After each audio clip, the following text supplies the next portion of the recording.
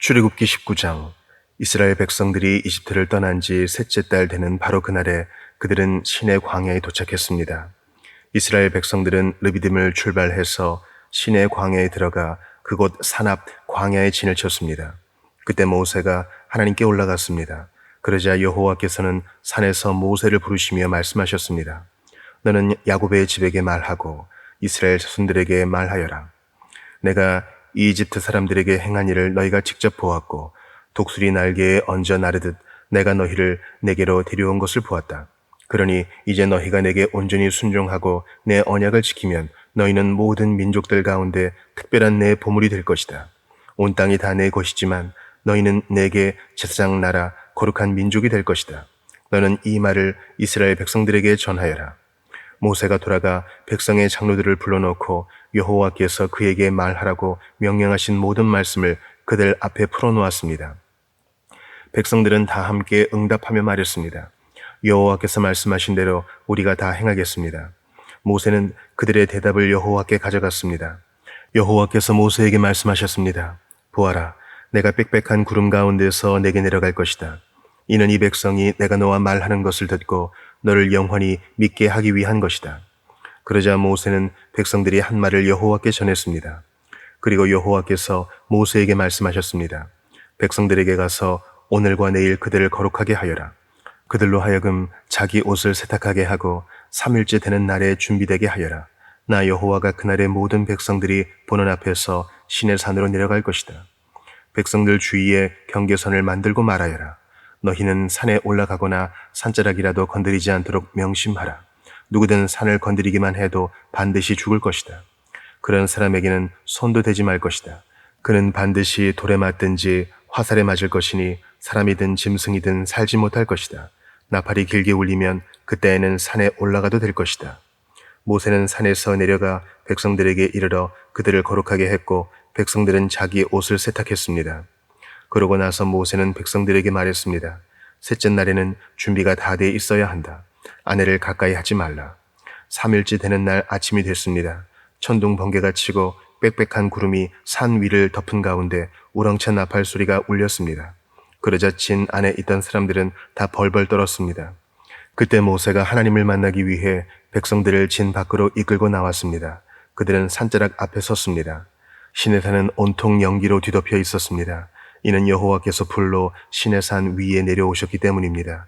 연기가 화로 연기처럼 위로 치솟아 오르고 산 전체는 몹시 흔들리며 나팔 소리는 점점 더 커져갔습니다. 그때 모세가 말했고 하나님께서 음성으로 모세에게 대답하셨습니다. 그리고 여호와께서 시내산 꼭대기로 내려오셨습니다. 여호와께서 모세를 산 꼭대기로 부르셨기에 모세는 산으로 올라갔습니다. 여호와께서 모세에게 말씀하셨습니다.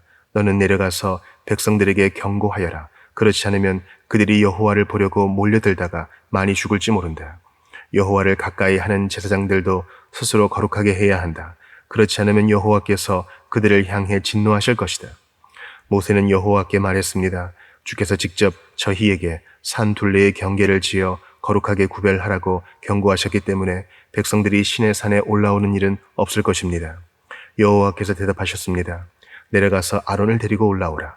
그러나 제사장들과 백성들은 몰려들어 나 여호와에게 올라오면 안 된다. 그렇게 하면 내가 그들을 향해 진노를 일으킬 것이다. 그러자 모세는 백성들에게 내려가서 전했습니다. 누가복음 22장. 유월절이라고도 하는 무교절이 다가왔습니다.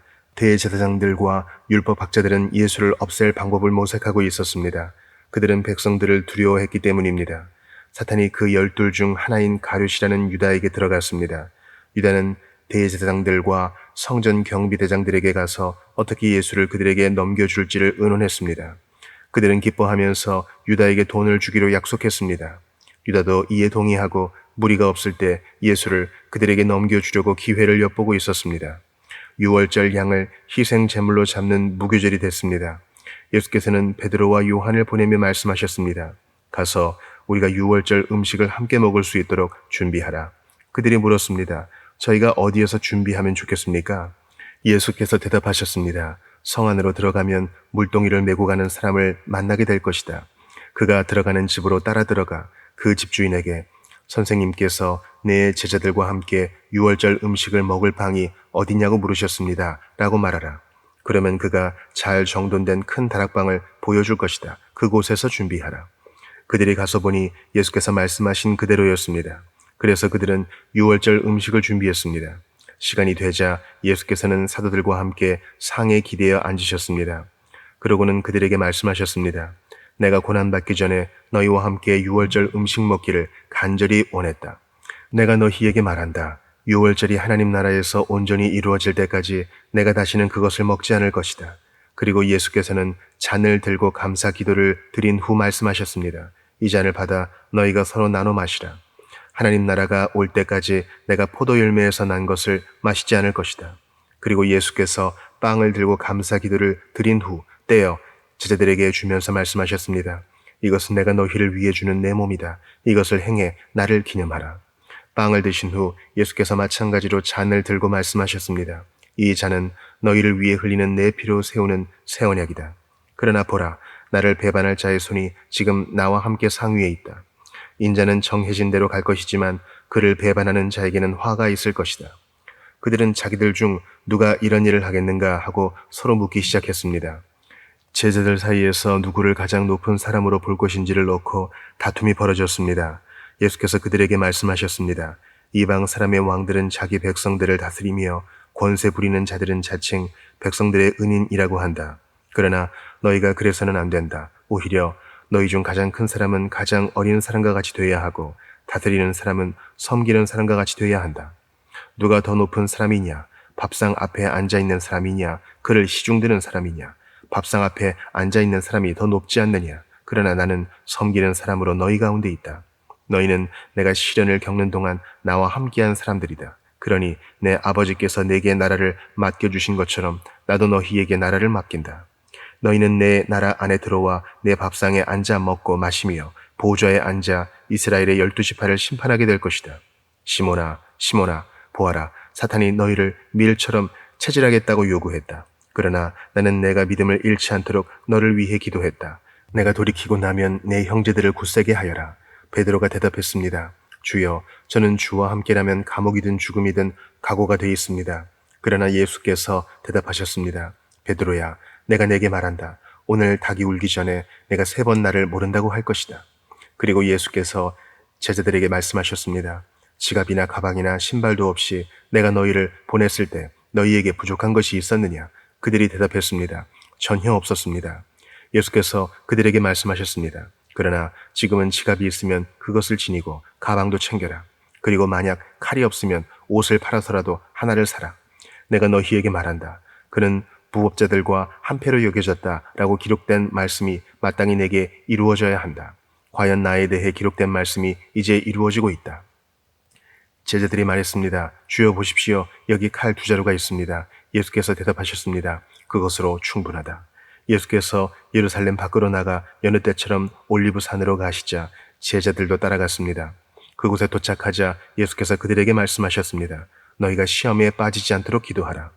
예수께서는 제자들로부터 떨어져 돌 던지면 닿을 만한 곳으로 가서 무릎을 꿇고 기도하셨습니다.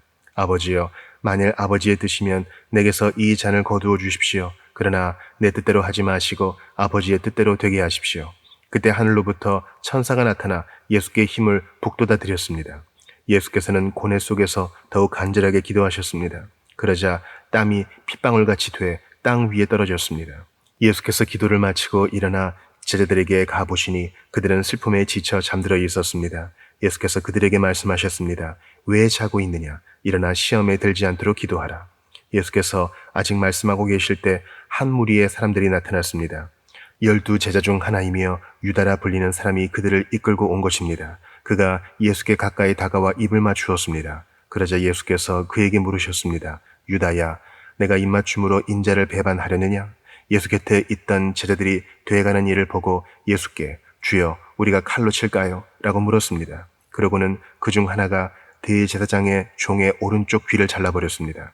그러자 예수께서 대답하셨습니다. 그만두어라. 그리고 그 종의 귀를 만져 고쳐주셨습니다. 그리고 예수께서 자신을 체포하러 온 대제사장들과 성전 경비대장들과 장로들에게 말씀하셨습니다.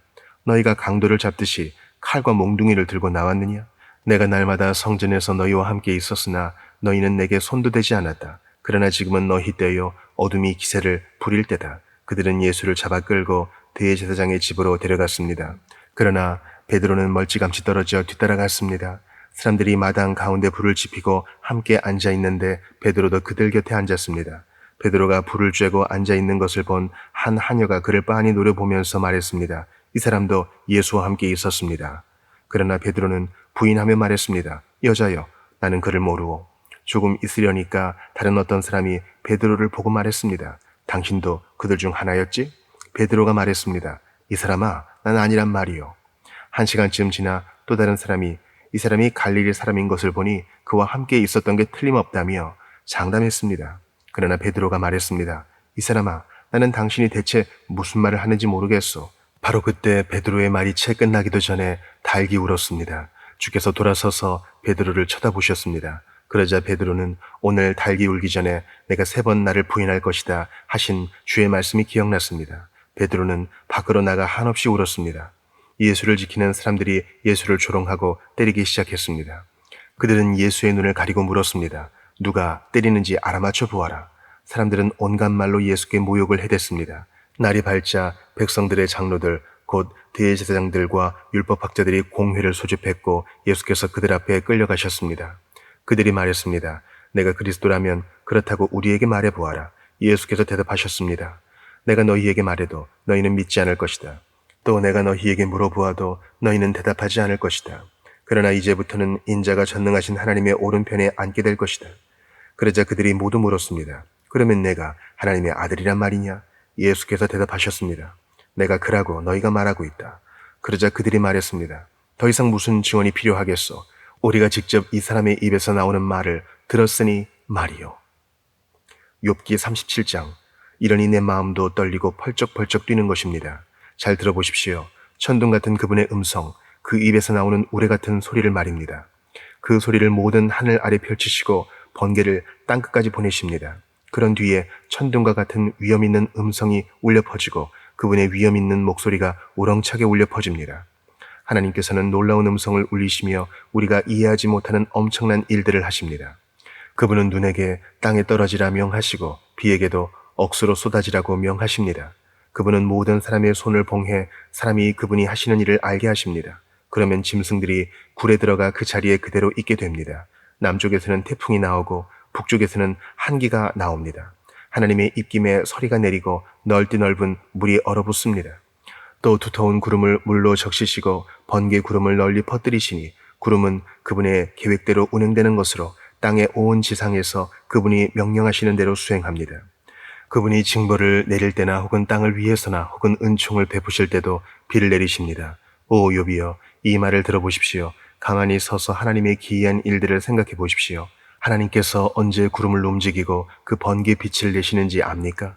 구름이 어떻게 공중에 잘 매달려 있는지 지식이 완전하신 분의 이런 기이한 일들을 알기나 합니까? 남쪽에서 바람이 불어와 땅이 고요해지고 당신 옷이 어떻게 따뜻해지는지 압니까? 당신이 그분과 함께 부어 만든 거울처럼 단단한 하늘을 펼칠 수 있습니까? 우리가 그분께 무슨 말을 해야 할지 가르쳐 주십시오. 도무지 캄캄해 무엇인지 알 수 없습니다. 하고 싶은 말이라고 그분께 다 고하겠습니까? 삼킴을 당하고 싶어서 말한단 말입니까? 사람들이 구름 속의 빛을 보지 못할 때도 있지만 바람이 지나가면 다시 맑아지는 법입니다.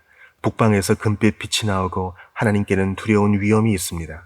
우리는 능력이 크신 전능하신 분께 나아갈 수 없습니다. 그분의 심판이나 무한한 공의는 왜곡될 수 없습니다. 그러므로 사람이 그분을 경외하는 것입니다. 그분은 스스로 지혜롭다는 사람을 거들떠보지도 않으십니다.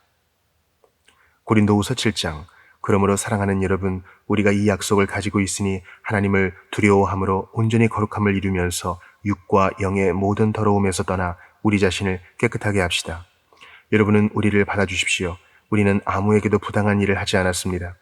아무에게도 손해를 입히지 않았습니다. 아무에게도 속여 빼앗는 일을 하지 않았습니다. 내가 정죄하려고 말을 하는 것이 아닙니다. 내가 전에도 말했지만 여러분이 우리 마음에 있어 우리가 여러분과 함께 죽고 함께 살고자 하기 때문입니다. 나는 여러분에 대해 많은 신뢰감을 갖고 있고 여러분을 위해 자랑할 것도 많습니다. 우리의 온갖 환난 가운데서도 내게는 위로가 가득하고 기쁨이 넘칩니다. 우리가 마케도니아에 이르렀을 때 우리의 육체는 편치 못했고 사방으로는 환난을 당했습니다. 밖으로는 다툼이 있었고 안으로는 두려움이 있었습니다. 그러나 낙심한 사람들을 위로하시는 하나님께서 디도를 돌아오게 하심으로 우리를 위로해 주셨습니다. 그가 돌아온 것뿐만 아니라 그가 여러분에게서 받은 위로로 우리를 위로해 주었습니다. 여러분이 내게 대해 사모하는 것과 애통해하는 것과 열심을 내는 것에 대해 그의 보고를 받고 나는 더욱 기뻤습니다. 내가 편지로 인해 여러분을 근심하게 했다 할지라도 지금은 후회하지 않습니다. 내 편지가 여러분을 잠시 상심하게 했다는 것을 내가 알고 후회하기는 했으나 지금은 내가 기뻐하고 있습니다. 왜냐하면 여러분을 근심하게 했기 때문이 아니라 그 근심으로 회개하게 됐기 때문입니다. 여러분은 하나님의 뜻대로 근심한 것이므로 결국 여러분은 아무것도 손해를 본 것이 없습니다. 하나님의 뜻대로 하는 근심은 구원에 이르는 회개를 가져오므로 후회할 것이 없습니다. 그러나 세상 근심은 죽음을 가져옵니다. 보십시오. 하나님의 뜻대로 하는 이 근심이 여러분에게 얼마나 간절함을 불러일으키며 변명함과 두려움과 사모함과 열심과 응징의 마음을 불러일으켰습니까? 여러분은 모든 일에 여러분 자신의 깨끗함을 보여주었습니다.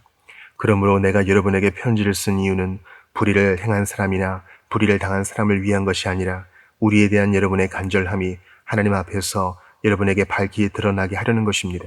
이로 인해 우리는 위로를 받았습니다. 또한 우리가 받은 위로 위에 디도가 즐거워하는 것을 보고 우리는 더욱 기뻐하게 됐습니다.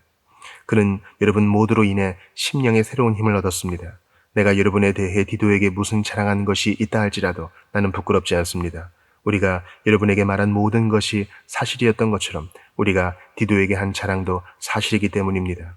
디도는 여러분 모두가 두렵고 떨리는 마음으로 자기를 받아들여주고 순종한 것을 기억하며 여러분에 대한 애정이 더욱 깊어졌습니다. 나는 여러분을 전적으로 신뢰할 수 있게 돼 기쁩니다.